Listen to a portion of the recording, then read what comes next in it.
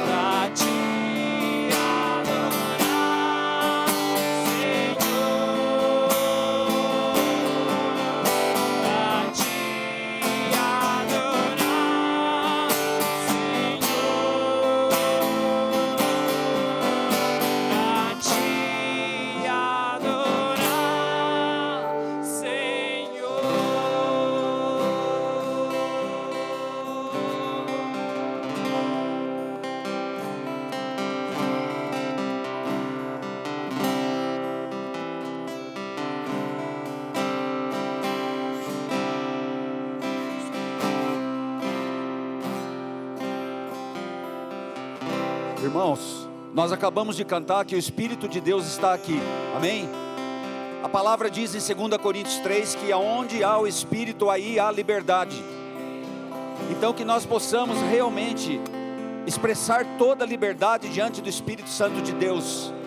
Se Deus falar para você orar com alguém, saia do teu lugar e ore. Se Deus mandar você abraçar alguém, saia e abrace.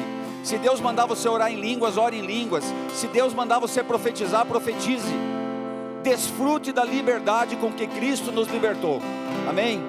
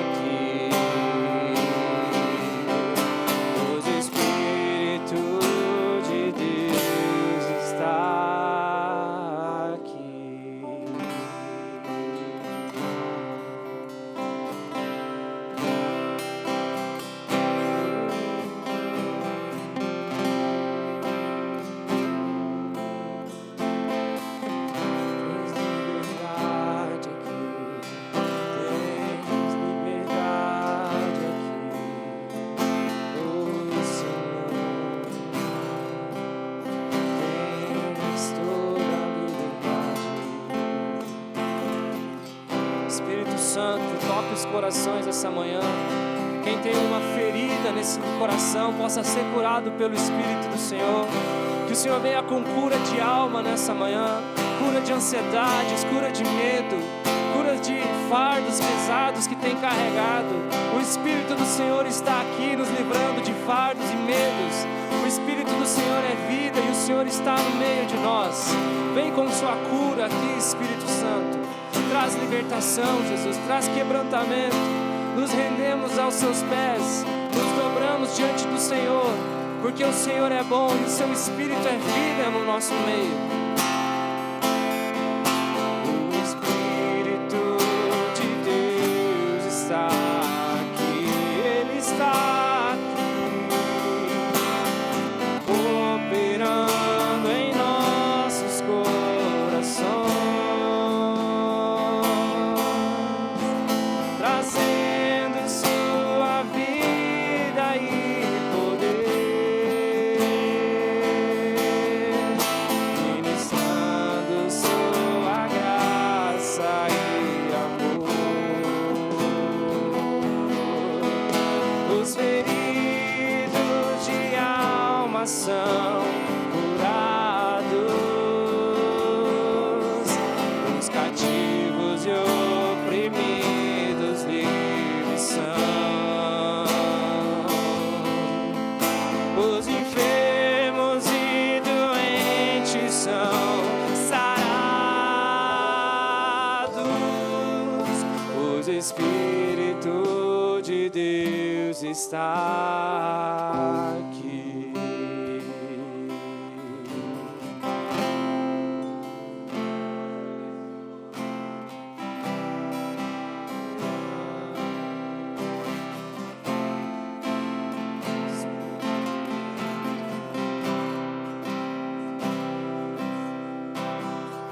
O Espírito de Deus opera em nós. Vem com liberdade.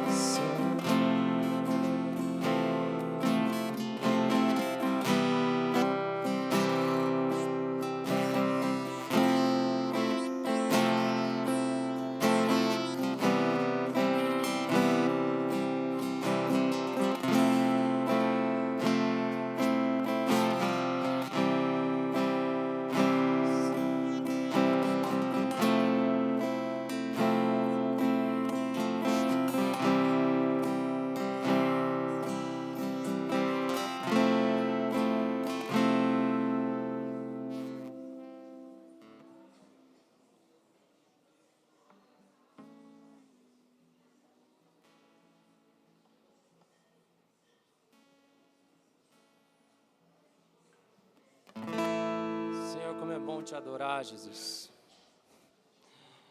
É um prazer para nós, o seu povo, Jesus, contemplar a sua majestade. Amém. Saber, pois, que o Senhor é Deus. Amém. O Senhor é o nosso descanso, Jesus. Engrandecemos o seu nome, Jesus.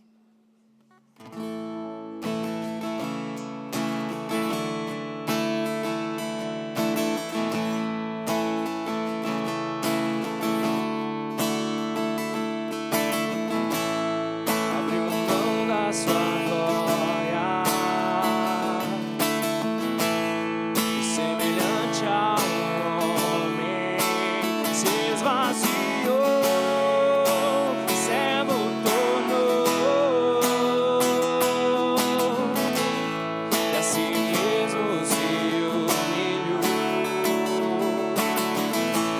e com o Filho obedeceu até a morte, morte de cruz. Mas o nosso grande Deus, mas o grande Deus, o nosso Pai, exaltemos, o exaltou. Ele deu um nome sobre todo nome, no céu e na terra e debaixo da terra, ao nome de Jesus, todo joelho se dobrará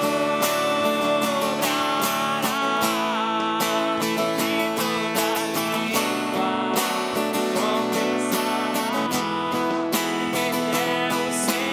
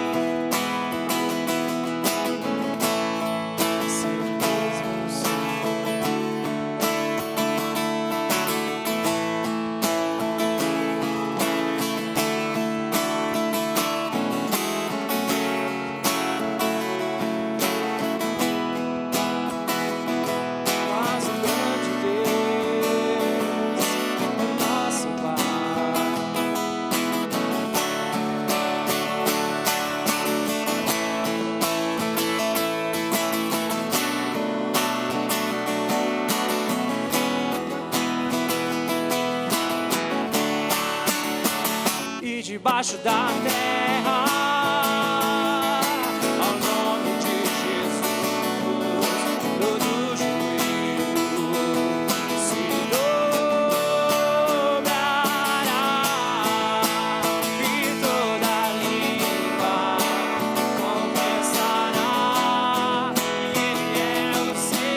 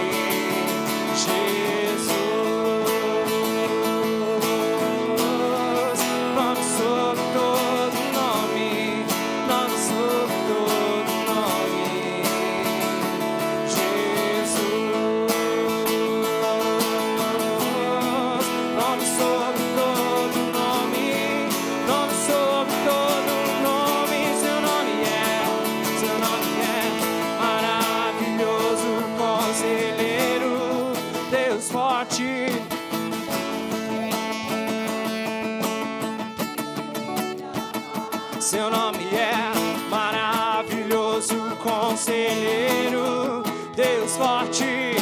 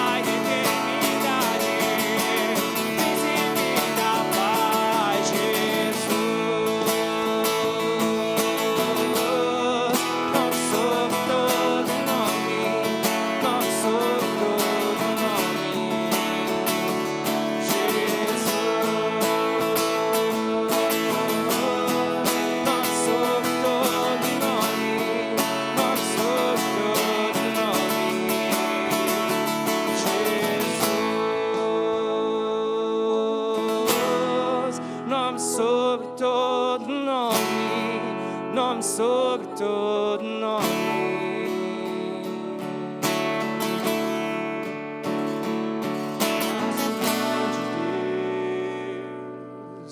O nosso Pai o exaltou, Ele deu um nome que é sobre todo nome, no céu e na terra e debaixo da terra.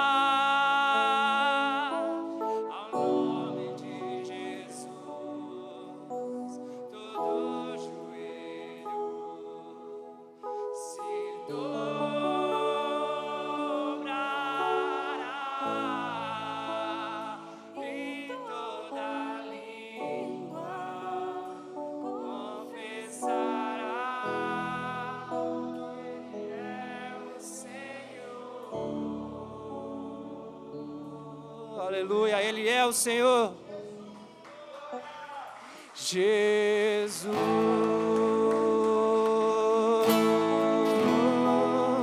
nome sobre todo nome, nome sobre todo nome. Jesus,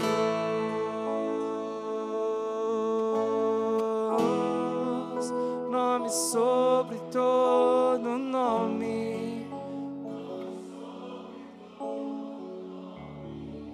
Seu nome está acima de todo nome, Jesus. Sobre governos e tronos e tempos e impérios, o Senhor é rei de geração em geração, de eternidade em eternidade. O Senhor é Deus. Impérios se levantam, governos se levantam, mas o Senhor ri da cara desses governadores, porque o Senhor é rei. O seu nome está acima de todo nome, pois Deus Pai o exaltou acima dos reis, nações. O Senhor é rei, e nós adoramos o Senhor e não nos cansamos de declarar que o Senhor é santo, que é maravilhoso, e o seu nome para nós é vida. Aleluia, Jesus.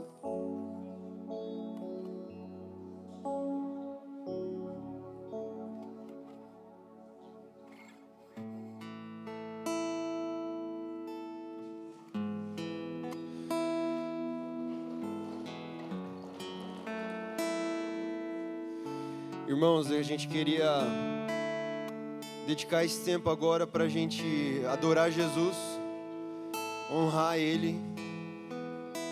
Isso que a gente está cantando aqui sobre Ele ser dono de todas as coisas, ser autoridade, ser o rei, ser o soberano. Isso implica em uma confiança de que nós depositamos as nossas vidas nele. Nós depositamos quem somos, o que temos, o que pensamos. Se Ele é Senhor e Ele comprou todas as coisas, cada milímetro da terra é dele, cada célula do nosso corpo é dele, tudo que nós somos é dele. Se Ele comprou tudo, Ele é digno de tudo. Ele é digno das nossas mãos levantadas, Ele é digno das nossas canções, Ele é digno das nossas orações, Ele é digno das nossas finanças, Ele é digno da nossa plena confiança, Ele é digno dos nossos sacrifícios, que não exigem emoção. Às vezes a gente espera ofertar quando a gente está com uma emoção grande, ou a gente espera dar o dízimo quando Deus provou que Ele é confiável, que nas nossas finanças Ele não vai faltar. Mas a fé é justamente um depósito de confiança em quem Ele é. Eu gosto desse texto de Abraão, porque quando Deus chama Abraão ele usa uma expressão, eis-me aqui, Senhor, que significa, Deus, antes mesmo do Senhor dizer, eu estou aqui disponível. Antes mesmo do Senhor pedir algo, eu estou aqui, totalmente disponível. E eu queria convidar os irmãos para que a gente pudesse nos posicionar um eis-me aqui, Senhor. Eis-me aqui para também entregar ao Senhor as minhas finanças, para também confiar ao Senhor o sustento da minha casa. Eis-me aqui para separar um valor que é para o Senhor, No meu coração eu confio que é para o Senhor, e eu sei que o Senhor recebe com ação de graças. Pode ser R$1, Se o nosso coração depositar com verdade diante do Senhor, existe alegria no coração de Deus. Se for muito dinheiro, né? Também. Mas parte de uma disposição do nosso coração de dizer: Jesus, eis-me aqui para confiar em Ti. Confiar no Senhor e pôr no altar do Senhor, pôr diante do Senhor, em plena confiança de que o Senhor é aquilo que a gente tem cantado. É maravilhoso, é conselheiro, é Deus forte, é o príncipe da paz, Ele é o dono de todas as coisas. Vai chegar um dia, a Bíblia declara nos Salmos que todas as nações virão a Deus e entregar suas ofertas. Por que a gente já não começa a fazer isso agora? Por que a gente não experimenta dessa alegria de ofertar a Ele que já é dono de tudo agora? Então eu queria convidar os irmãos para que a gente pudesse entregar as nossas ofertas, os nossos dízimos, com essa convicção no coração, amém? Também chamar as crianças já para virem à frente. Podem sentar aqui nas escadas aqui. Vai ter salinha hoje. Vamos ter reuniões maravilhosas com as crianças.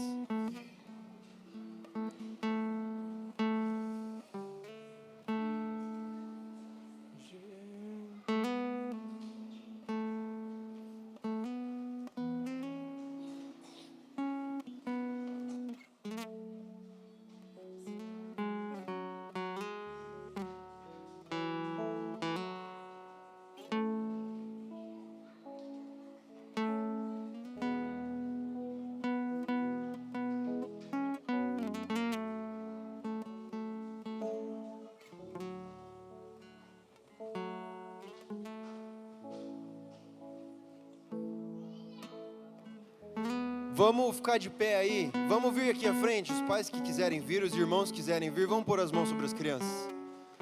Vamos orar para que eles sejam cheios do Espírito Santo, amém? Vem todo mundo que quiser vir à frente, vamos orar por eles, vamos declarar com fé e com poder sobre eles. Pode vir, tu precisa de mais gente aqui, podem vir. Tem criança sobrando aqui, ó, sem pai nem mãe aqui, ó. Sem início de dias. Vamos orar.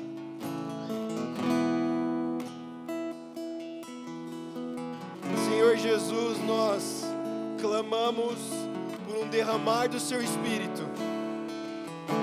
O Senhor mesmo disse, Deus, de que o Senhor derramaria o Teu Espírito sobre toda a carne. As crianças também receberiam o Teu Espírito, o Teu doce Espírito. E nós clamamos, Deus, nós clamamos ao Senhor, Pai. Nós rogamos ao Senhor para que o Senhor dê o Teu Espírito a eles, o Espírito Consolador, o Espírito de adoção, o Espírito Santo, o Espírito doce, o Espírito de sabedoria e de revelação, o Teu Santo Espírito, o nosso amigo, o nosso amado Espírito Santo, seja derramado sobre o coração deles, trazendo convicção de pecado, convicção do amor de Jesus, conhecimento e revelação do amado das nossas almas. Que eles sejam cheios desde crianças de experiências, do conhecimento do Seu poder, da Sua bondade, e eles aprendam a confiar no Senhor, Deus, desde pequenos. Nós oramos em nome de Jesus, que o Senhor capacite os professores a tocar no coração deles, dê graça aos professores a encontrar o coração deles e a ministrar a Tua palavra, para que a Tua palavra seja a lâmpada para os pés deles, e em todo tempo eles sejam conduzidos por clareza e por graça e por sabedoria, Pai. Em nome de Jesus, Deus. Em nome de Jesus.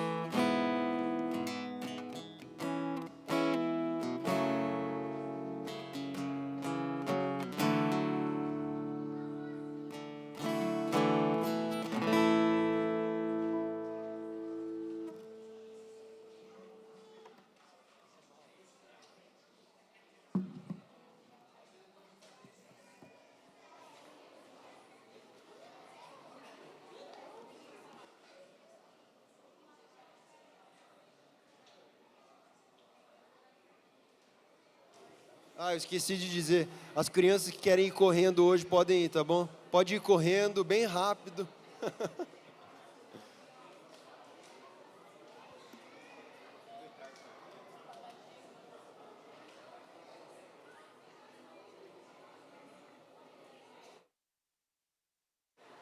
Dá para orar.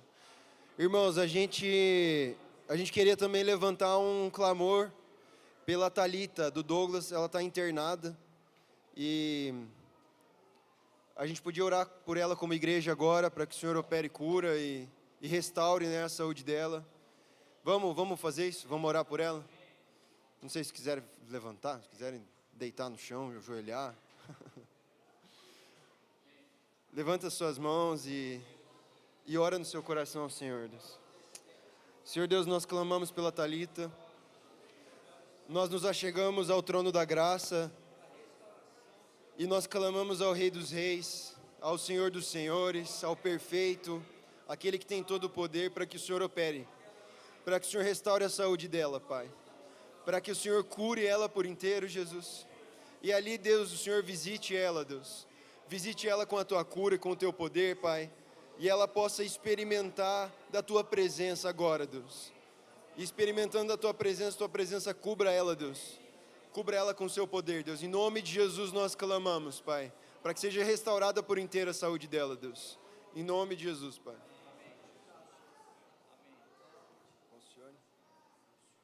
Chamar o Alcione aqui na frente, não sei se todos conhecem. Esse bonitão aqui é meu pai. Vamos orar por ele. Desculpa, eu estou orando muitas vezes aqui na frente, mas é que me deram o microfone, pediram para fazer, então. Jesus, nós queremos ouvir a sua voz hoje, a voz do nosso bom pastor, porque as tuas ovelhas ouvem a sua voz e elas confiam no Senhor e elas te seguem, Jesus. O Senhor é o bom pastor, Jesus, e o Senhor levantou entre nós esses homens, esses pastores, Deus, que têm o teu coração e que têm cuidado de nós como igreja e que têm servido a nós, têm dado a sua vida a nós, Deus. E nós queremos ouvir, Deus, o que o Senhor tem a dizer através do meu Pai hoje, Deus. Que a Tua palavra possa atravessar o nosso coração, Jesus. Cativa a nossa atenção, Deus. Espírito Santo, não nos deixa distrair hoje. Não deixa a nossa mente ficar indo além. Nós estamos aqui agora para Te ouvir, Espírito Santo. Então cativa o nosso coração. Que a Sua palavra flua poderosamente através do meu Pai, Deus. E encontre os nossos corações com sede e com fome do Senhor, Deus. Em nome de Jesus.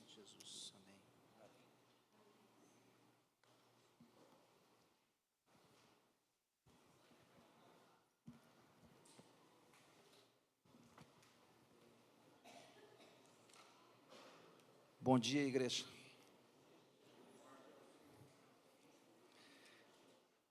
Tem um texto da palavra que eu especialmente gosto dele, e sempre quando eu posso eu dou um jeito de repetir. Só um pouquinho que está difícil de girar o texto aqui. Que é João capítulo 13. Queria que você abrisse comigo, João capítulo 13.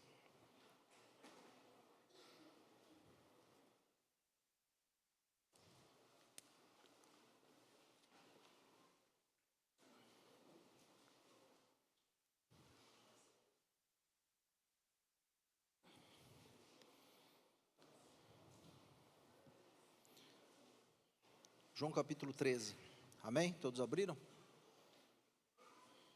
13, João capítulo 13.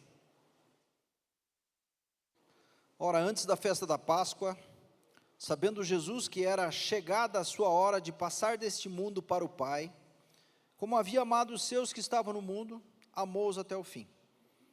E acabada a ceia, tendo já o diabo posto no coração de Judas Iscariotes, filho de Simão, que o traísse, Jesus, sabendo que o Pai tinha depositado nas suas mãos todas as coisas e que havia saído de Deus e ia para Deus, levantou-se da ceia, tirou as vestes, tomando uma toalha, cingiu-se. Depois deitou água numa bacia e começou a lavar os pés aos discípulos e enxugar-lhes com uma toalha com que estava cingido. Aproximou-se, pois, de Simão Pedro, que lhe disse: Senhor, Tu me lavas os pés a mim? Respondeu Jesus e disse: O que eu faço não sabes tu agora, mas tu o saberás depois. Disse-lhe Pedro: Nunca me lavarás os pés. Respondeu-lhe Jesus: Se eu não te lavar os pés, não terás parte comigo. Disse-lhe Simão Pedro: Senhor, não só os meus pés, mas também as mãos e a cabeça. Disse-lhe Jesus: aquele que está lavado não necessita de lavar senão os pés, pois no mais todo está limpo. Ora, vós estáis limpos, mas não todos. Porque bem sabia ele quem havia de o trair. Por isso disse: nem todos estáis limpos.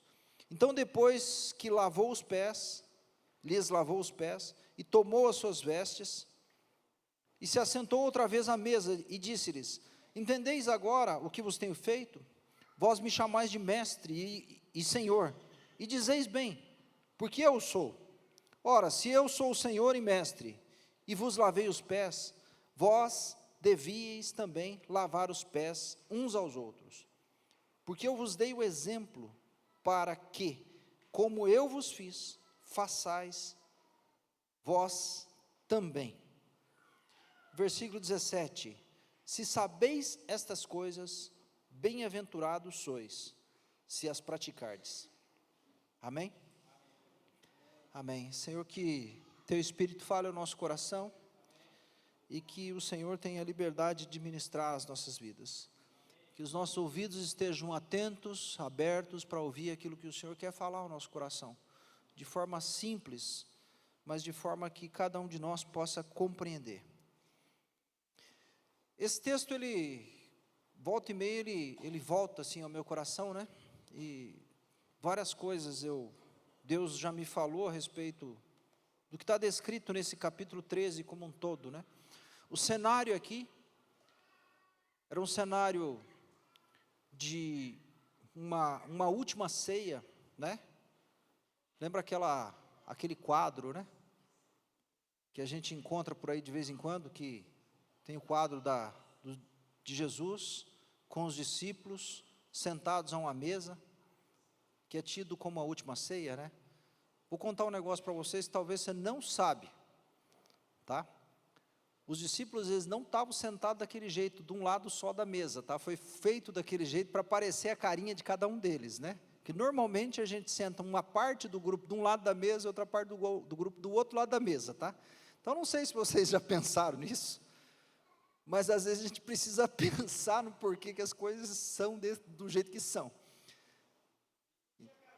Não tinha cadeira. Normalmente as mesas no Oriente, elas são baixinhas e as pessoas sentam no chão, né? Não sei. O Jefferson falou que era em formato de U. Isso parecia uma sala de reunião, então, de uma empresa, esse negócio, Jefferson. Aí não, você estragou minha cena aqui. Mas a verdade é que a gente olha para aquela cena e vê Jesus com os discípulos ali. Mas o capítulo 13, ele revela para nós algumas coisas tremendas, assim, né? Porque Jesus está sentado numa mesa difícil de estar sentado. Era um grupo de pessoas que tinham caminhado com ele, aqueles 3 anos. Mas no decorrer desses 3 anos, alguns discípulos disputavam espaço. Alguns pediam para que Jesus colocasse eles sentado à direita. Queriam posição de privilégio, né? Queriam sentar-se à direita, era lugar de ser honrado, lugar de estar em evidência. Eles discutiam sobre quem era o maior entre eles. Quem era o maior? E a gente encontra ali também um dos discípulos que o texto diz que Jesus já sabia que ele iria traí-lo. A gente encontra Pedro, né? Todo afoito aqui, falando para Jesus que, Jesus, de modo nenhum o Senhor vai lavar os meus pés. Aí Jesus dá uma confrontada nele, fala assim, então me lava por inteiro, lava a mão, lava a pé, lava a cabeça, lava tudo. Aí Jesus fala assim, Pedro, você já está limpo, você não precisa ser lavado, senão os pés. A gente encontra esse Pedro que, na sequência desse texto, vai dizer assim, Senhor, eu vou estar contigo até a morte. Jesus começa a falar que ele vai ter que partir, ele vai para o Pai e tal, e que para onde ele vai, os discípulos não podem segui-lo. E aí Pedro fala assim, de modo algum, eu vou estar contigo até o final, eu vou estar contigo até no dia da sua morte. E aí Jesus fala para ele: Pedro, antes que o galo cante, você vai me negar 3 vezes. Mas tinha lá também discípulo, como ele mesmo se denomina, o discípulo amado de Jesus, aquele que sentava perto de Jesus, aquele que reclinava a sua cabeça no peito de Jesus. Tanto é que nessa cena aqui é muito interessante, porque a gente vê Pedro fazendo sinal para ele, parece um bando de criança, né? Ali faz sinal para ele, para tentar descobrir quem é aquele que o Senhor está dizendo que vai o trair. Pedro faz sinal para João, falou assim: João, dá uma cutucada do mestre, você que está aí no peito dele, aí do ladinho dele, encostadinho nele, faz sinal para ele, pergunta para ele quem há de o trair, para a gente ficar sabendo. Quem é esse que Jesus fala assim que, quando ele molhar um pedaço de pão, um bocado de pão, no molho e entregar para comer, é esse aquele que vai o trair? Eu já falei algumas vezes aqui, mas talvez alguns não estavam, que essa expressão de molhar um pedaço de pão no molho, pegar um pedaço de pão e molhar no molho, ensopar, e servir para alguém na mesa, era uma expressão cultural de honra, era a maior honra que o anfitrião podia fazer a algum de seus visitantes. Então Jesus tratou, Judas com honra, num lugar de honra, com expressão de honra, até o fim.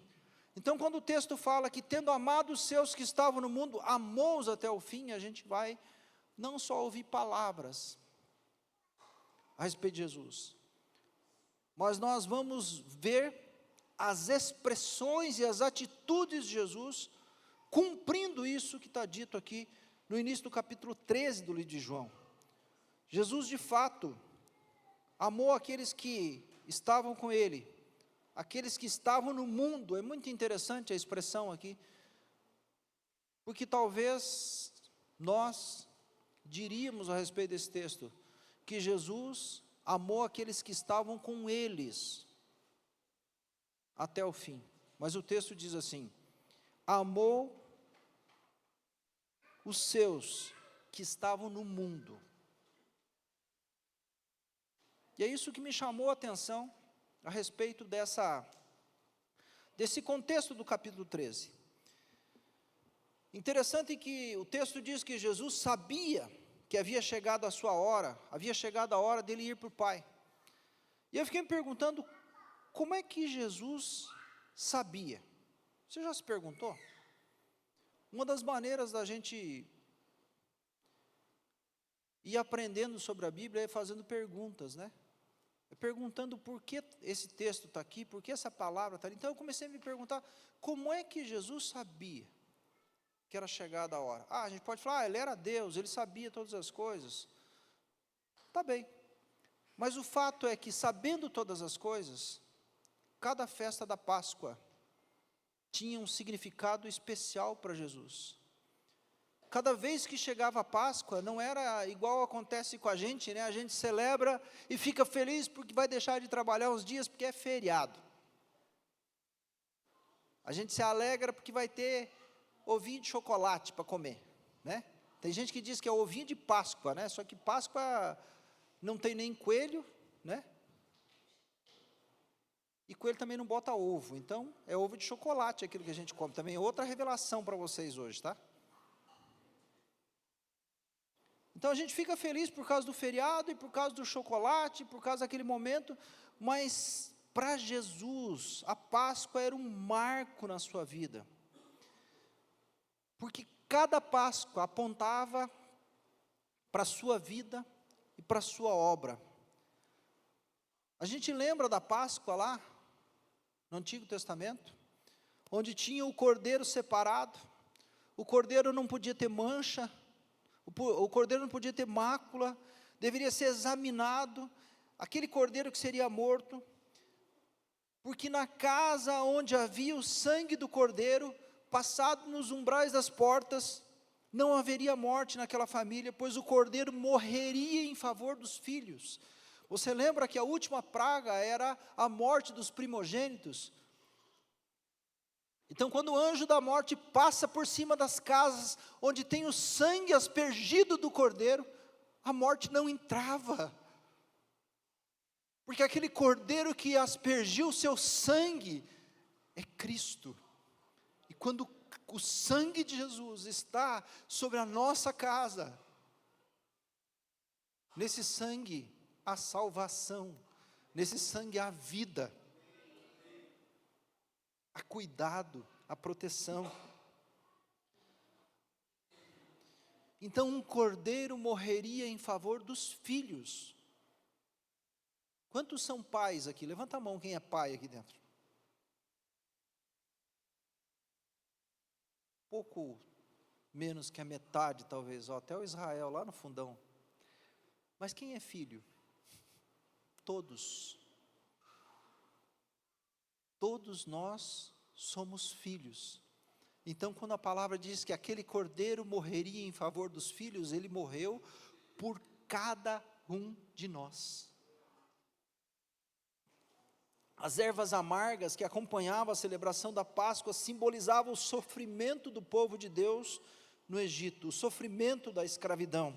O pão sem fermento que era usado simbolizava a libertação do povo de Deus no Egito, aquele povo que não podia carregar consigo o fermento, porque o fermento tinha a natureza da impureza, da contaminação. E é por isso que Jesus disse que ele era o pão vivo que desceu do céu. Jesus sempre apontava, conhecendo e sabendo todas as coisas. Então, cada celebração de Páscoa, Jesus sabia qual era o seu destino.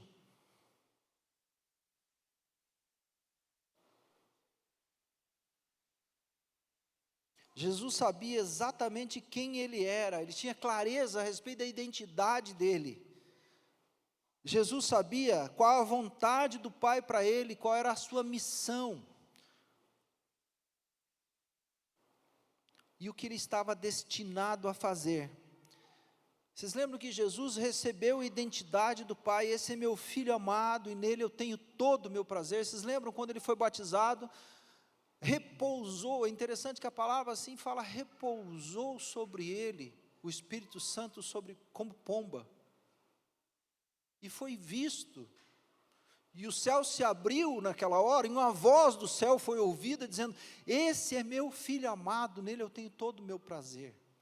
Sabe, quando nós somos batizados, vem na minha mente essa mesma cena, de Deus olhando para nós e dizendo assim, aquele que não era, se tornou meu filho amado. Aquela que não era, se tornou minha filha amada. E neles eu tenho todo o meu prazer. Não porque a gente tenha capacidade de cumprir toda a vontade de Deus, não. É porque Deus depositou em nós o seu Espírito, e Ele passou a habitar em nós a partir do nosso batismo. Então é por isso que o Senhor encontra prazer em nós, é porque Ele olha para nós e vê o seu Espírito. É a partir dessa ótica que o Senhor consegue se alegrar em nós.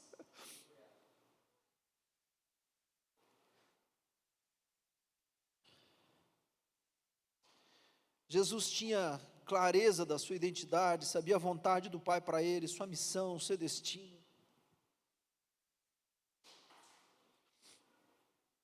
Nós também recebemos essa identidade do Pai, nós agora somos filhos de Deus.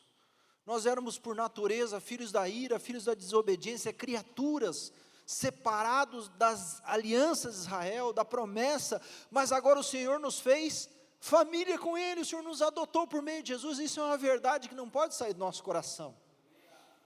Tem verdades na palavra de Deus que elas precisam latejar, martelar dentro da nossa cabeça, e essa é uma delas. Vocês lembram que Jesus foi tentado na sua identidade, se tu és, transforma essa pedra em pão. Se tu és, nós também somos tentados em nossa identidade todos os dias. Todos os dias.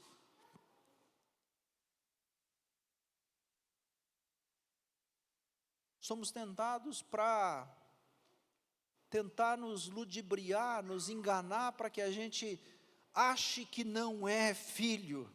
E se não é filho, não faz parte da família. Se não faz parte da família, não tem herança, não tem destino. É por isso que a nossa identidade é tão atacada por Satanás, nossa identidade de filho.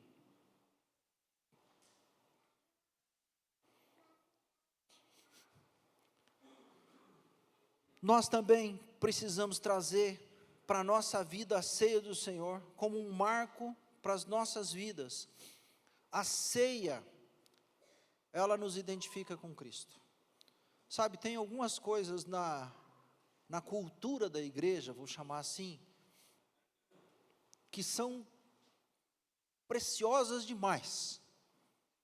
E a gente precisa, talvez, estudar mais sobre isso, aprender mais sobre isso, crescer em conhecimento sobre isso, crescer em revelação sobre isso. Uma delas é a ceia, que nós praticamos aqui uma vez por mês. Poderia ser todo domingo,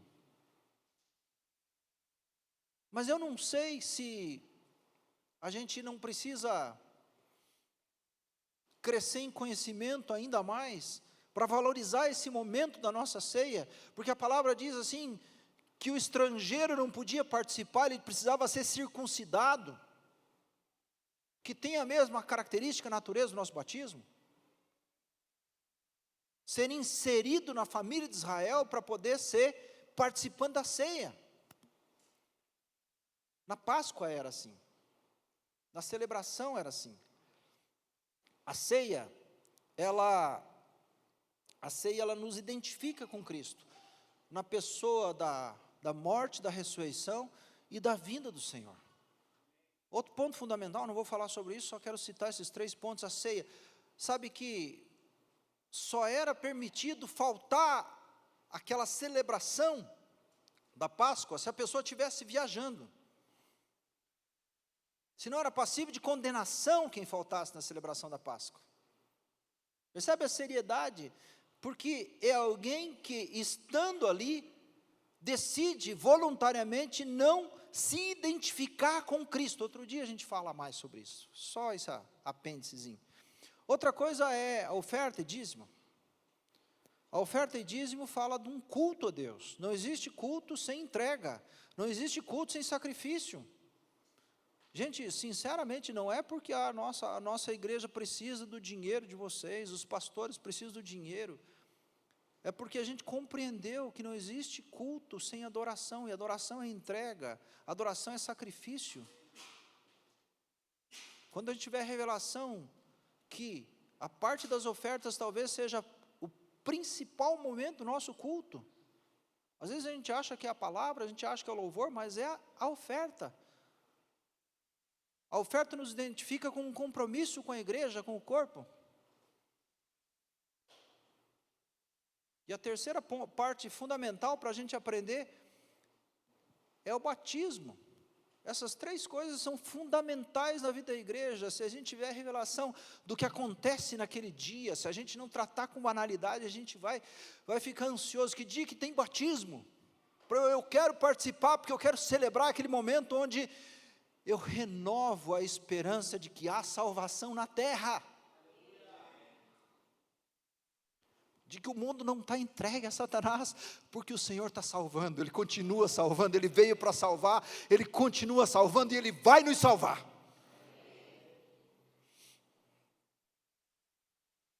Então a ceia, ela precisa ser esse marco na nossa vida. A ceia fala do destino, de identidade, de propósito, também para nós, também para nós. A palavra fala que Jesus, sabendo que era chegada a sua hora de ir para o Pai, tendo amado os seus que estavam no mundo, amou-os até o fim. A chave para a gente entender como Jesus perseverou amando até o fim, está relacionada na palavra saber. E a palavra saber, ela tem duas implicações diferentes, né? Tem uma implicação de saber com a mente e outra saber com o coração. Jesus sabia com a mente, E às vezes a gente sabe muita coisa com a nossa mente natural, mas a gente precisa experimentar isso com o nosso coração. Saber com o coração fala de uma experiência, de degustar, de sair daqui e vir para cá. Isso passa por um processo de degustação. Por isso que a palavra saber, ela está muito próxima, muito aparentada da palavra sabor, né? Então Jesus permaneceu amando até o fim, quando muitos teriam desistido.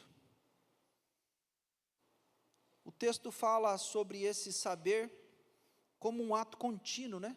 Sabendo.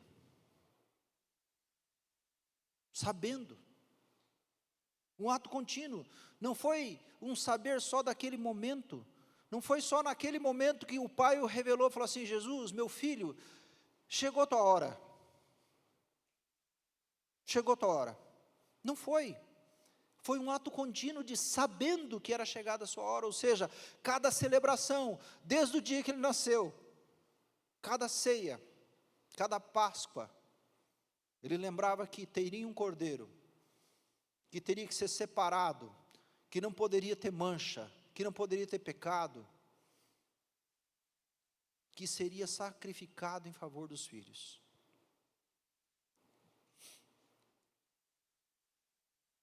Então tem duas expressões nesse texto que chamam a nossa atenção. Um é saber, no sentido de discernir, de perceber, de prestar atenção, de experimentar também.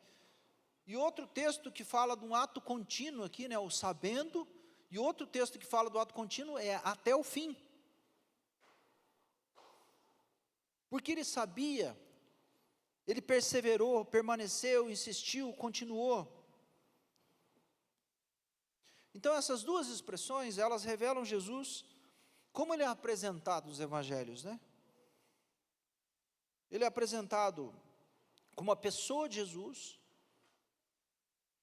como identidade, e o evangelho nos apresenta Jesus com os princípios de Jesus, com suas prioridades. Então uma coisa revelada aqui é a identidade, outra coisa é a prioridade. Assim os evangelhos revelam Jesus para nós. A sua identidade vai falando da pessoa de Jesus, de quem ele era, de como ele se relacionava, de como ele vivia, o que ele falava. E outra fala da prioridade de Jesus, que ele sabia qual era o seu chamado, sua identidade, sua missão e seu propósito. Então a pessoa de Jesus, ou a vida de Jesus, quem ele era como filho, como jovem, como homem, como trabalhador, sua obediência ao Pai. E os princípios de Jesus dizem respeito à sua sabedoria, suas palavras, algo que veio do relacionamento com o Pai. Amém? Vocês estão conseguindo compreender? Está tudo certo? Tá? Não vai fazer muito sentido se eu continuar falando, você falou assim: senhor, não estou entendendo nada que você vai falar, porque às vezes foi muito claro para mim, talvez não é claro para o outro, né? A comunicação não é aquilo que a gente fala, é aquilo que a pessoa entende, né? Vou fazer uma piadinha, eu vi uma piadinha esses dias dizendo que casal, a mulher olhou para o filho, assim, depois de 5 anos, a criança com 5 anos de idade, começou a olhar e falou assim: mas essa criança é diferente de mim, é diferente do meu marido, tem alguma coisa estranha nela, vamos fazer um DNA nela. Chegou para o marido e falou assim: vamos fazer um DNA, né? E aí o marido falou: mas por que você quer fazer DNA? Você não viu que ele é diferente de mim, é diferente de você, não tem nada a ver comigo, tem nada a ver com você. Falou assim: mas amor, você não lembra quando a gente saiu da maternidade, que foi aquele alvoroço e tal, que o nosso filho fez toda aquela sujeira, e você falou assim: entra lá de volta no hospital e troca ele? Eu troquei, eu peguei um limpinho. Então a comunicação, ela não parte do ponto de quem fala, ela parte do ponto de quem entende, o que você entende, né? E o homem é assim, você tem que ser literal com ele, viu? O homem faz essas coisas mesmo, viu? Então Jesus sabia claramente por que estava no mundo, ele conhecia o propósito de Deus em sua vida. Então isso é compreender, basicamente, esse texto revela a compreensão de Jesus a respeito do tempo que ele vivia, o tempo que ele estava vivendo, o tempo determinado por Deus, o tempo que havia chegado na vida dele, de passar desse mundo para o Pai. Ele compreendia exatamente o lugar que ele estava. Ele estava numa mesa, entre amigos, discípulos e homens, que ele estava formando para serem aqueles que continuariam a sua história, o seu chamado, que anunciariam a palavra da salvação para todas as nações. Ele sabia o lugar que ele estava. E principalmente ele sabia o propósito de Deus para a sua vida. Ele sabia que ele tinha vindo ao mundo para ser o Cordeiro que tira o pecado do mundo. Ele sabia que ia ter que passar pela cruz.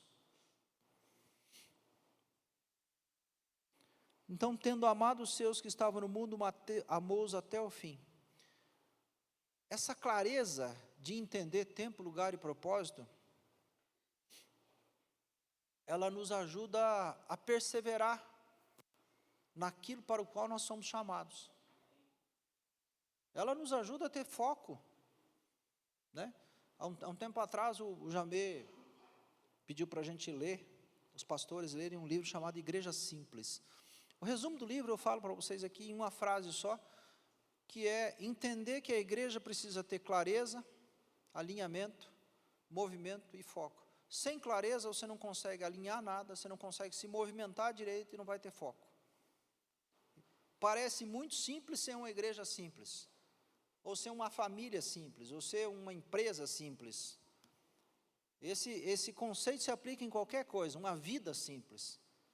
Mas muitas vezes nós não conseguimos sair desse primeiro ponto, que é ter clareza a respeito de muitas coisas. A nossa vida na fé, às vezes nós temos muita luta, muita dificuldade de ter clareza com as coisas. Mas vamos para o texto de novo, senão passa o tempo. Então, tendo amado os seus que estavam no mundo, amou até os fins. Isso é perseverar, é permanecer, não apenas começar juntos, mas seguir juntos. Eu falo assim, eu fico encantado com esse texto de João capítulo 13, toda vez que eu leio, eu aprendo mais e mais, e quero aprender mais com esse texto. Pensa que se a gente entendesse nosso propósito, a gente ia entender que não é só começar junto, porque em alguns momentos a gente ia sentar na mesa com gente que ia pisar no nosso pé. Na caminhada cristã, em algum momento da tua vida, você vai sentar à mesa. Sentar à mesa fala de comunhão, fala de repartir vida. E nesse momento de repartir vida, alguém vai te trair. Ou alguém já está te traindo ali. Nesse momento de repartir vida, de ter comunhão, tem alguém que está disputando o melhor lugar, que quer ser maior que os outros. Está ambicionando posições ali. Não está com o coração liberado, o coração correto nesse lugar. Tem gente empolgado, né? Mas que vai desistir no meio do caminho. Começa muito bem, mas dali um pouco para.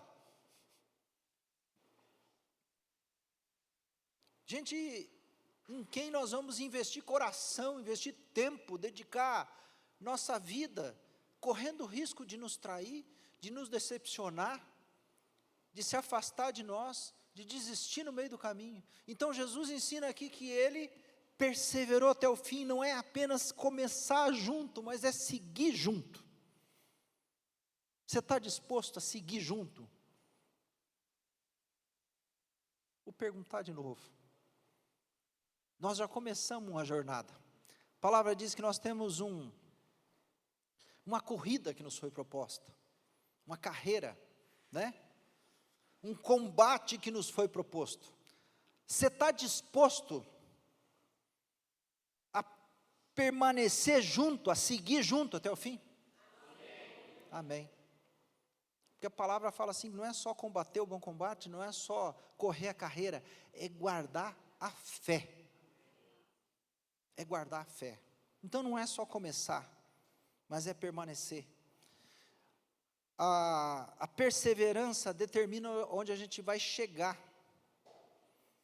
E a perseverança está diretamente relacionada à sabedoria, lembra do saber, de sabor, para discernir o tempo, o lugar e o propósito. Porque eu sei quem sou, onde estou, eu tenho condição de fazer e permanecer fazendo aquilo para o qual fui chamado. Vou repetir essa frase aqui. Porque eu sei quem sou, eu sei onde estou, eu tenho condição de fazer e permanecer fazendo aquilo para o qual fui chamado. Então, tem uma coisa, um assunto nosso como cristão, é entender nossa identidade. Jesus sabia claramente quem ele era, mas ele sabia aonde ele estava e qual era o seu chamado. Ele compreendia o tempo, o lugar e o propósito. Tempo fala do dom mais democrático que Deus nos deu. Nós temos as mesmas 24 horas para administrar.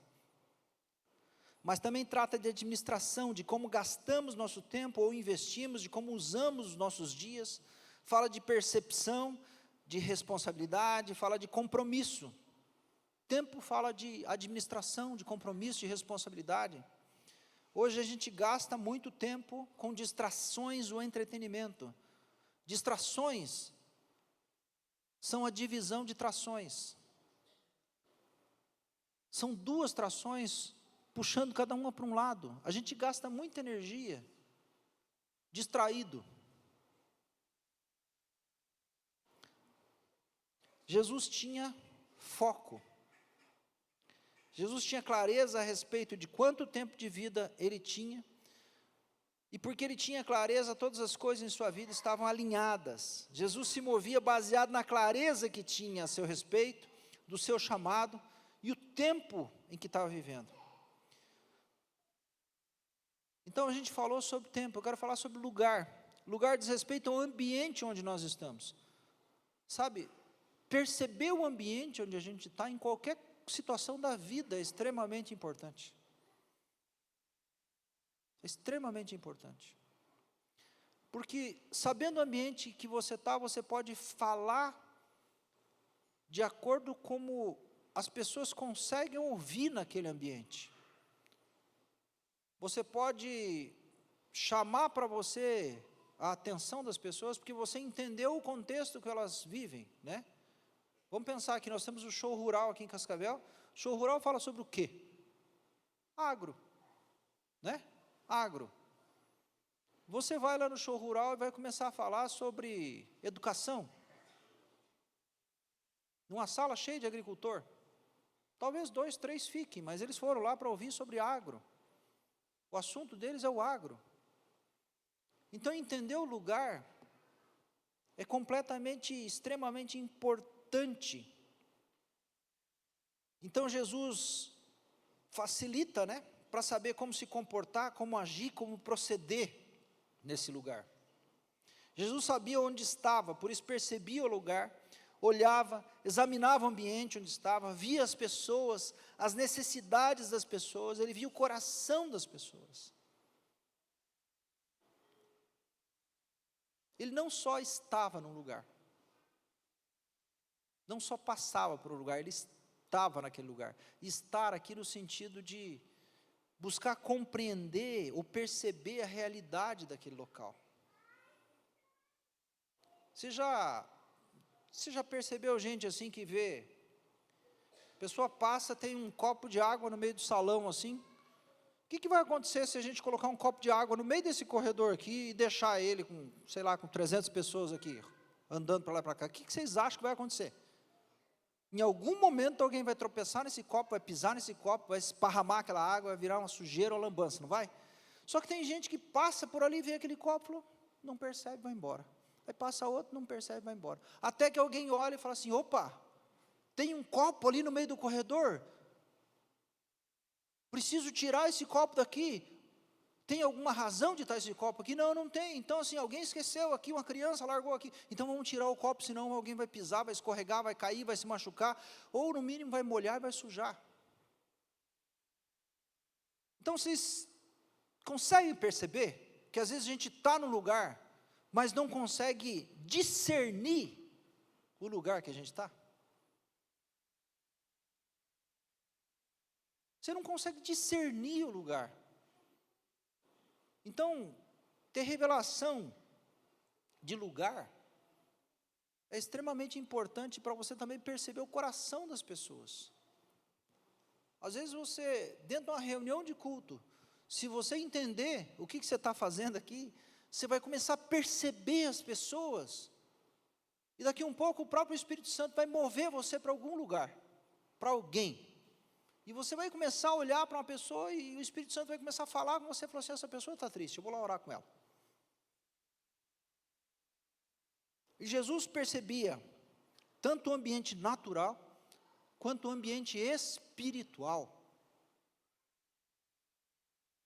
Agora eu pergunto para vocês, é possível para nós termos percepção do ambiente natural, mas principalmente ter percepção do ambiente espiritual?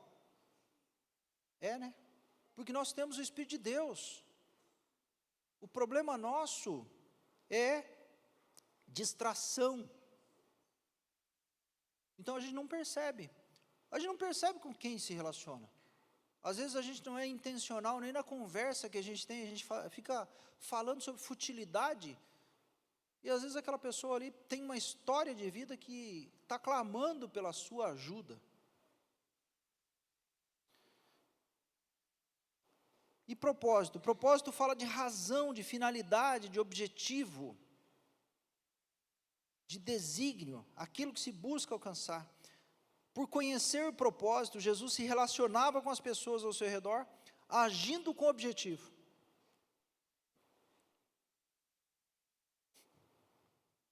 Jesus se relacionava agindo com objetivo, falando com objetivo, vivendo com objetivo. Porque Jesus conhecia o tempo, lugar, o propósito de sua vida, e suas atitudes faziam sentido. Eu não sei se sou só eu. E eu quero me incluir nessa história, não quero falar assim, são vocês que são assim. Às vezes dá a impressão que a nossa vida não tem sentido, que a minha vida não tem sentido. Porque às vezes falta compreender essas coisas. Então, quando a gente entende nosso propósito, a nossa vida passa a fazer sentido. Aonde a gente está faz sentido, o que a gente está fazendo faz sentido. Às vezes parece que não há razão, né? Eu não sei se para você, mas para mim, às vezes eu tenho dificuldade de perceber o tempo. Né? Tempo. Por quê? Porque também me distraio. E olha que eu me distraio. Né? Hoje a gente brinca, né, que todo mundo tem TDAH, né? Não é assim? Parece que todo mundo tem TDAH. É porque a gente tem muita coisa para se distrair, não é porque tem doença. Tem muita coisa ao nosso redor, assim, que tem muito brilho, né? Muito brilho que chama atenção, e a gente se distrai facilmente. Então, talvez, assim como eu, para você, é difícil perceber o tempo que a gente vive. Talvez, assim como para mim, você também tem dificuldade de perceber o lugar, o ambiente, seja ele natural ou espiritual. Sabe, em alguns momentos eu consigo discernir bem o lugar, outras vezes eu estou distraído também. A distração faz isso, a gente não percebe o tempo nem o lugar. Mas tem uma coisa nesse texto aqui que talvez seja revolucionário para mim e para você, que é discernir o propósito de Deus na nossa vida. E é sobre isso que o Senhor Jesus está ensinando no capítulo 13 aqui. Sabe, minha maior crise quando eu me converti era saber por que Deus me chamou. Deus tem um chamado para mim. Não sei se você passa por isso, né?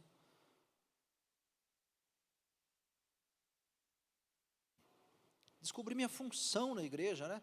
Ah, se eu não sou pastor, então eu sou o quê? Eu não sou músico, eu não sou pastor. Dá a impressão que na igreja só tem músico e pastor. Se eu não sou músico, eu não sou pastor, não sou diácono, o que eu sou? Para que eu sirvo? De onde eu venho? Né? O que eu como? Como eu vivo, então?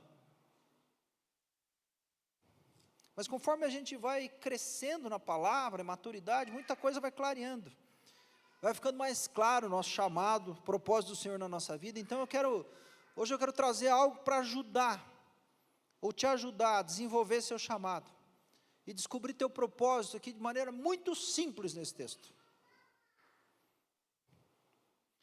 Nesse texto aqui, capítulo 13 de João, a gente tem uma cena onde Jesus, ele cinge, né? Cingir, fala sobre prender no cinto, assim. Então ele pegou uma toalha, prendeu no cinto, né? E pegou uma bacia com água, tirou a capa e começou a lavar os pés dos discípulos. Esse ato aqui de Jesus, a gente podia falar sobre humildade, né? Era o ato do empregado de menor valor daquela casa, menor valor no sentido de, talvez o menos qualificado profissionalmente para servir. Mas eu não tenho pretensão de esgotar aqui o que Jesus nos ensina, mas eu quero chamar a atenção para o mandamento que Jesus deixou expresso aqui. Ele diz assim: vós deveis lavar os pés uns dos outros. É um mandamento. Vocês devem lavar os pés uns dos outros. Eu vos dei exemplo, para que, como eu fiz, vocês façam também. Se vocês sabem essas coisas, bem-aventurados serão se as praticardes. É interessante, porque ele usa o bem-aventurado aqui, e usa o bem-aventurado lá no Sermão do Monte. No Sermão do Monte ele não fala sobre lavar os pés uns dos outros. Ele fala de uma série de bem-aventuranças. Mas aqui ele traz as bem-aventuranças para a vida prática. Sobre como a gente pode amar uns aos outros. A gente pode amar uns aos outros. E o texto aqui vai falar que a gente deve amar. E o resto do livro de João vai falar assim: eu quero que vocês amem uns aos outros. Porque eu amei vocês, amem uns aos outros. Você vai ler o resto dos capítulos, Jesus vai falar sobre, eu vou para o Pai, mas vou deixar um consolador para vocês, mas amem uns aos outros. Vocês não vão estar sozinhos, vou preparar morada para vocês, amem uns aos outros. É um assunto do livro de João daí para frente. Então, se você praticar essas coisas, você vai ser bem-aventurado. Sabe o que é bem-aventurado? Né? Para os mais serelepes, assim, mais impávidos, vamos chamar assim, bem-aventurado é viver uma grande aventura. Tem gente que gosta de aventura, né? Eu gosto de aventura. Então, olha essa palavra aqui, bem-aventurado, é viver uma grande aventura. E a gente foi chamado para viver uma grande aventura. O Evangelho não é um negócio triste, melancólico. O Evangelho é para a gente viver uma grande aventura. E grande aventura, às vezes, tem tragédia, tem drama, tem choro, tem alegria, tem sorriso, tem de tudo nessa grande aventura. Mas bem-aventurado é mais do que felizes. Quer dizer que se a gente lavar os pés uns dos outros, a gente vai ser mais do que feliz. Não fala, não, você vai ser feliz. Se Deus falar assim, você vai ser feliz, já estava bom, né? Agora ele fala assim, se vocês lavarem os pés uns dos outros, vocês serão mais do que felizes. E qual o significado de lavar os pés dos meus irmãos e de que os meus pés devem ser lavados pelos meus irmãos? O que eu falei aqui, o texto tem muita aplicação, tem muita grandeza. Mas eu quero trazer um ponto desse texto aqui, que é refrigério. O significado aqui de lavar os pés uns dos outros. Os meus irmãos lavarem os meus pés, e eu lavar os pés dos meus irmãos, significa assim que eu devo trazer refrigério para a vida do meu irmão. E você deve trazer refrigério para a minha vida. Aquele que abençoa, vai ser abençoado.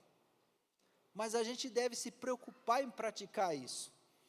Porque também tem gente na vida da igreja que, sabe, a Bíblia fala assim que a sanguessuga tem 2 filhas. Sabe o nome delas ou não? O Elvis sabe o nome das 2 filhas. É Dá e a outra se chama Dá. Então, às vezes na igreja tem gente que é parente dessas meninas aí. que só fica esperando receber, mas o texto diz assim, que devemos lavar os pés uns dos,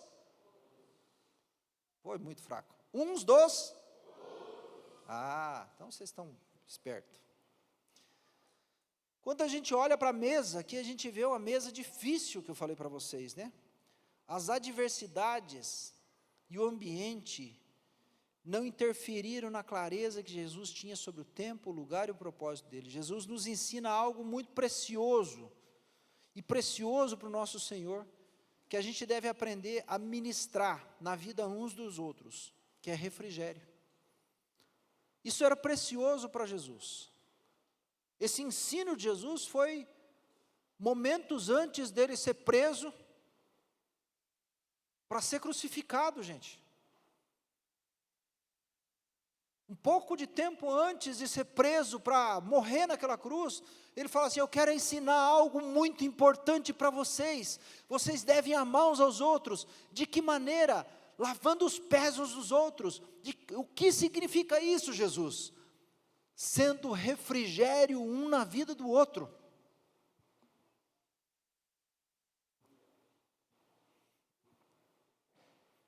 A gente precisa aprender a ministrar refrigério na vida dos nossos irmãos. E a gente precisa deixar que os nossos irmãos sejam um instrumento de refrigério nas nossas vidas. Essa passagem não se refere a pecado. Quando Jesus fala sobre lavar os pés aqui, ele não está falando de pecado. Porque se eu andar descalço, ou de sapato, ou de sandália, a poeira acumulada nos meus pés vai ser inevitável. Né? Sexta-feira eu fui num jantar, e eu cheguei em casa, e Deus falou, nossa, como sujou teu tênis. Eu estava de tênis, né? E eu nem sei por que sujou tanto, mas sujou. Porque é inevitável se a gente andar de calçado, ou descalço, ou de sandália, nós vamos se encontrar com a poeira desse mundo.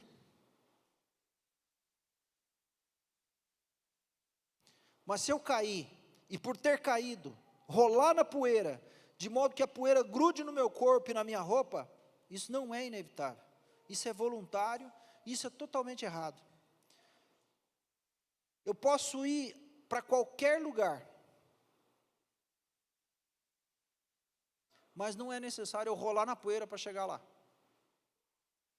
Na vida cristã, a gente deve ter cuidado para não tropeçar. A palavra fala assim, aquele que está em pé, cuide para que não caia, e devemos cuidar para não cair.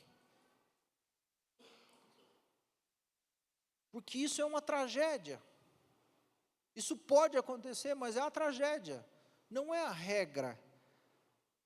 Então, se a gente cair como tragédia, a gente precisa se levantar rapidamente. Isso exige arrependimento e perdão de Deus. Não dá para ficar preso na mentira que é inevitável cair de vez em quando. Mas a questão sobre a poeira em nossos pés, e que caminhando pelo mundo, é inevitável que alguma coisa fique grudada em nossos pés. Não importa quão cuidadoso a gente seja, isso acaba acontecendo. Na nossa caminhada, a gente vai, de alguma maneira, pegar a poeira do mundo.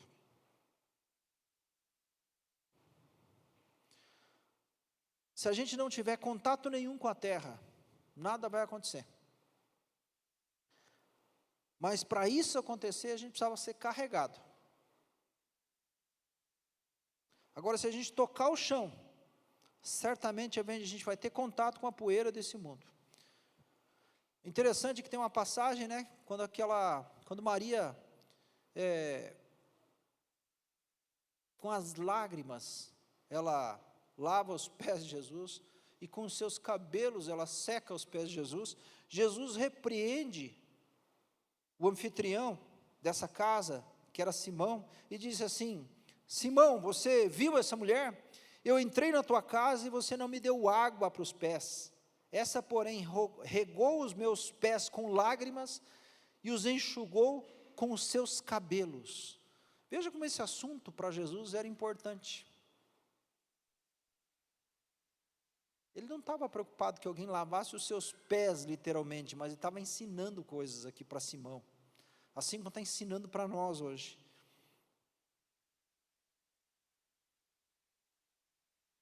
Então, lavar mutuamente aqui em João 13 não diz respeito a pecado, pois para pecado sempre há arrependimento e o perdão e a libertação que o Senhor nos concede pelo seu sangue. João 13 diz respeito ao nosso andar diário no mundo, em que é inevitável que alguma coisa não grude em nós. Por isso que Jesus fala assim: vocês já estão limpos, e quem está limpo não precisa ser lavado de novo. Nós fomos lavados pela palavra de Deus, purificados pelo sangue de Jesus, mas o simples fato de nos movermos nesse mundo, porque estamos em contato com o mundo o tempo todo, com seus negócios, com seus prazeres, com a sua corrupta escala de valores, e toda a ímpia perspectiva que o mundo oferece, alguma coisa vai se apegar a nós. Como uma película que se apega e nos coloca, e se coloca contra nós e contra o nosso Senhor. E é por isso que o Senhor traz este mandamento, que devemos lavar os pés uns dos outros. Nós devemos trazer refrigério na vida uns dos outros. Vou dar 2 exemplos aqui que talvez a gente ajude a gente a entender.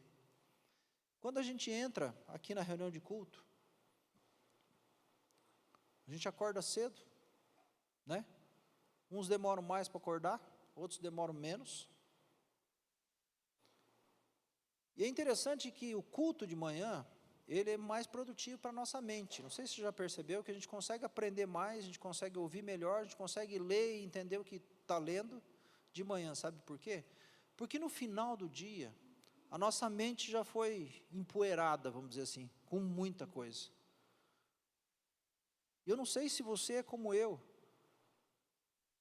mas mesmo de manhã, parece que demora para bater na partida, assim, né? A gente chega aqui na reunião, parece que a gente demora para se sintonizar com Deus, não parece? Parece assim que é uma escala gradativa, vai crescendo, mas a gente vai meio que pegando no tranco para ir avançar. Sabe por que isso? Porque a gente vem com a nossa mente ainda inundada das preocupações da vida, das ansiedades, das angústias, das aflições, dos medos, dos temores, dos problemas, das coisas para resolver, coisas listas, gente. Uma dona de casa que está lá cuidando de 3, 4 filhos, fazendo comida, pensando no almoço, meu Deus, eu tenho que arrumar tudo, porque eu tenho culto agora, depois meio-dia, tem que estar pronto. Como é que o coração dela chega aqui? Como é que uma mãe de família chega aqui? Né? Demora para sintonizar. Então, quando eu estou falando da poeira do mundo, eu não estou falando de pecado, eu estou falando de coisas que nos rodeiam no dia a dia. Uma pessoa que está 8 horas durante o dia trabalhando num comércio e atende todo tipo de gente, né? O cínico, o cético, o crítico, o tendencioso, o chato, de todo tipo. Como é que ele chega em casa no final do dia? Ele chega assim, salmodiando, cantando louvores a Deus. Sabe o que? Ele foi contaminado com a poeira desse mundo, gente. A poeira do mundo impregnou nos pés dele, e ele precisa de refrigério. É sobre isso que o Senhor está falando. Quando a gente para orar, ou ler a palavra, parece que tem uma barreira entre nós e Deus. Parece que a gente precisa de um esforço para retomar nosso relacionamento com Deus. Às vezes a gente está abatido, não necessariamente por pecado, mas pela poeira do mundo. Sabe, às vezes a gente está angustiado com coisas que precisam de resposta ali, estou inquieto com Deus. Deus, eu estou indo para cá, é isso mesmo? O Senhor quer que eu vá para cá? Quer que eu vá para lá? O que o Senhor quer que eu faça? Né? As dúvidas, a falta de clareza, a falta de discernir o tempo, o lugar, o propósito da nossa vida, traz um monte de consequência, a ansiedade, né? As depressões, que às vezes são de natureza espiritual, muitas vezes são de natureza química, física, biológica, que precisam de remédio. Mas o fato é que todos nós precisamos de refrigério. Todos nós precisamos de refrigério.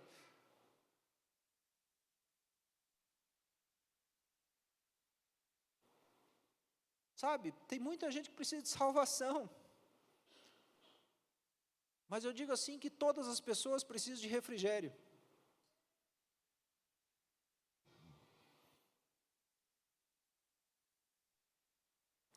Agora, se a gente caminhar com Deus, não vai haver um único dia que a gente não possa ser refrigério.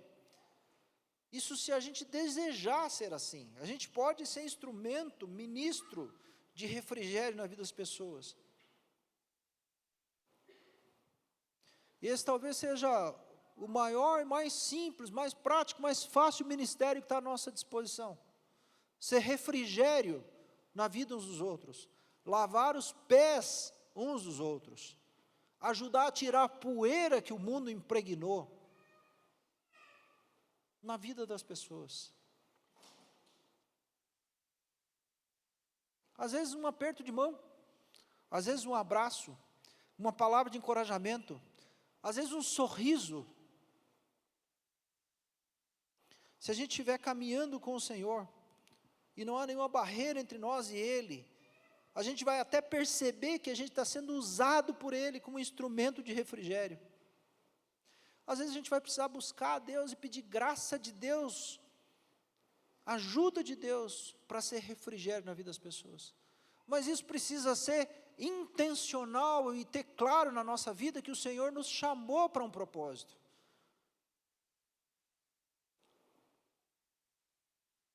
Alguns pensam que podia ser muito bom pregar longos sermões para uma grande plateia, mas nem todos têm esse dom.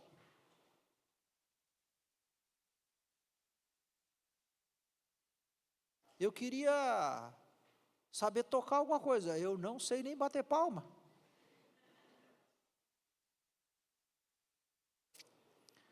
Mas eu aprendi que eu posso ser instrumento e ser ministro de refrigério na vida das pessoas.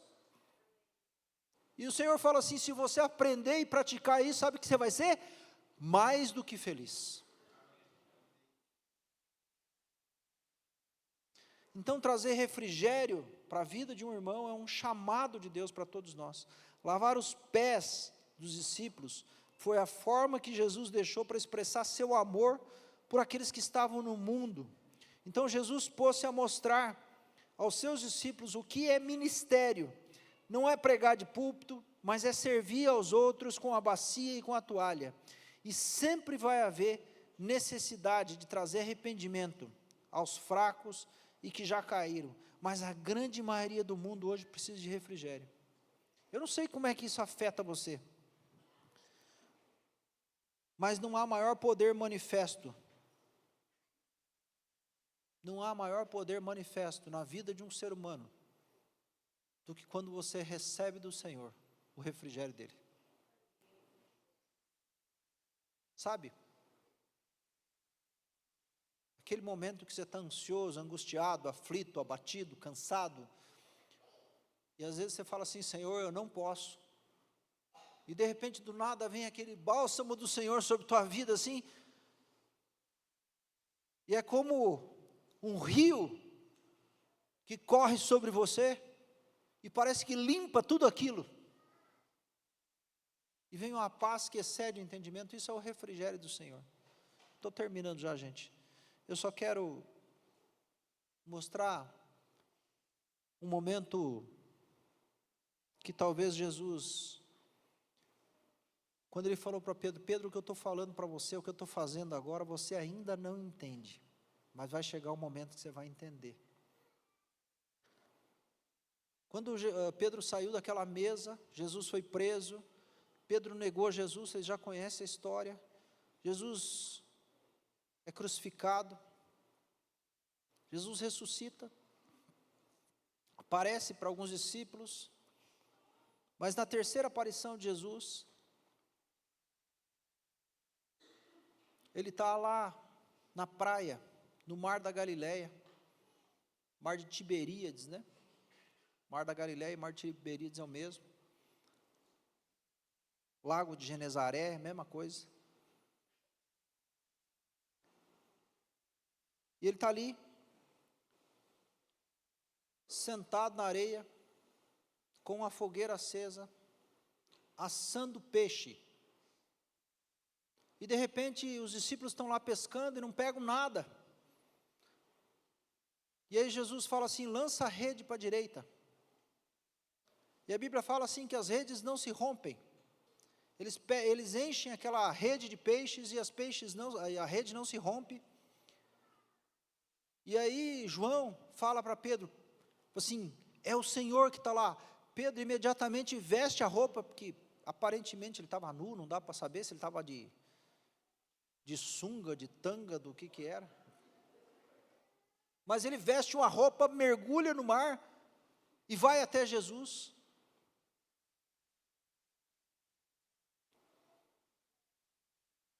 E o fato é que Jesus oferece pão e peixe para eles. Sabe o que é pão e peixe? Na praia, ao redor de uma fogueira. É a mesma expressão dessa ceia aqui de João capítulo 13. Comunhão, cuidado, proteção, refrigério. E ali Jesus começa a curar a vida de Pedro e fala assim: Pedro, tu me amas, Pedro, tu me amas, Pedro, tu me amas. E nesse momento Jesus restaura a vida de Pedro através do ministério de refrigério de Jesus.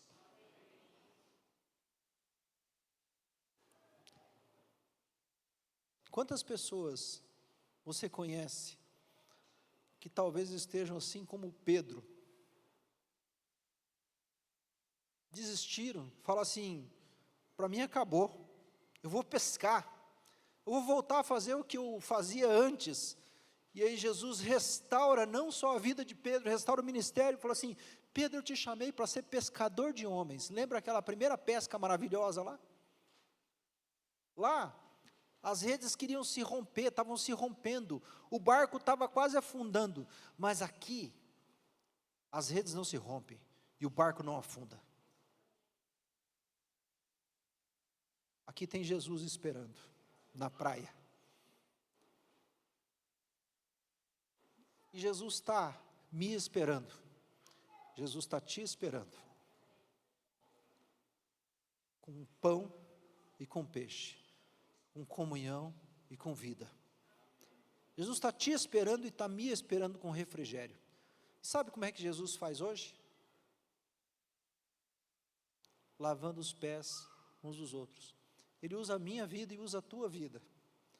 Eu não sei se essa palavra hoje ela trouxe refrigério para a tua vida, eu não sei. Mas eu quero dizer o seguinte: que o Senhor me chamou para ser refrigério. Mas não fui só eu, o Senhor te chamou para ser refrigério. Talvez a quantidade de palavra que eu falei aqui, você não precisa falar para outra pessoa. Mas você tem capacidade de levantar do teu lugar e dar um abraço em alguém. Você tem capacidade de se importar com as pessoas. De sair do teu lugar e orar por alguém. De sorrir para alguém, de cumprimentar alguém, de estender a mão para alguém. E talvez na medida que o teu ministério de refrigério vá crescendo,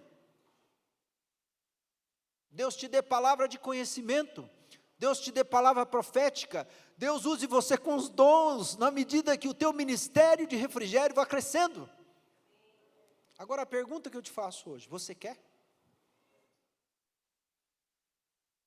Vou perguntar de novo. Você quer? Amém. Vamos ficar em pé?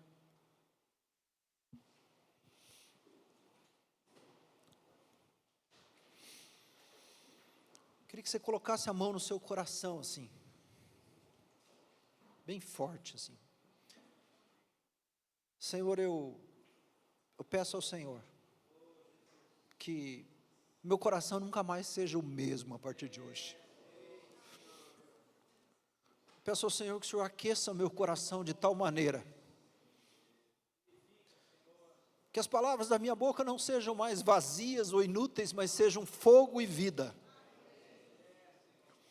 Que elas possam aquecer a minha vida, mas que eu possa aquecer a vida dos meus irmãos. Que o Senhor me ensine a trazer refrigério para a vida dos meus irmãos. Que o Senhor me ensine esse chamado, esse ministério, que isso fique vivo na minha vida, para ser instrumento para lavar os pés dos meus irmãos. Que o Senhor nos dê graça, porque nós já recebemos o Espírito de Deus na nossa vida, em nome de Jesus. Amém? Amém. Você crê nisso? Amém. Então agora você vai sair do teu lugar. Espera um pouquinho, antes de sair do teu lugar. Fecha os teus olhos e ora assim: Senhor, me mostra alguém nesse lugar, para eu ser usado como refrigério. Faz uma oração simples assim. Abra os meus olhos espirituais para que eu possa ver, para que eu possa exercer o meu ministério de refrigério na vida dos meus irmãos. Oraçãozinha rápida. Agora sai do teu lugar e vai abençoar a vida de alguém que Deus te mostrar, que você perceber, que você sentir. Mas saia, todo mundo sai do seu lugar e ora por alguém, abençoa alguém. E a pessoa que orar por você, você ora por ela também. Amém? Não fique tímido. Deus vai colocar palavras nos seus lábios a respeito disso.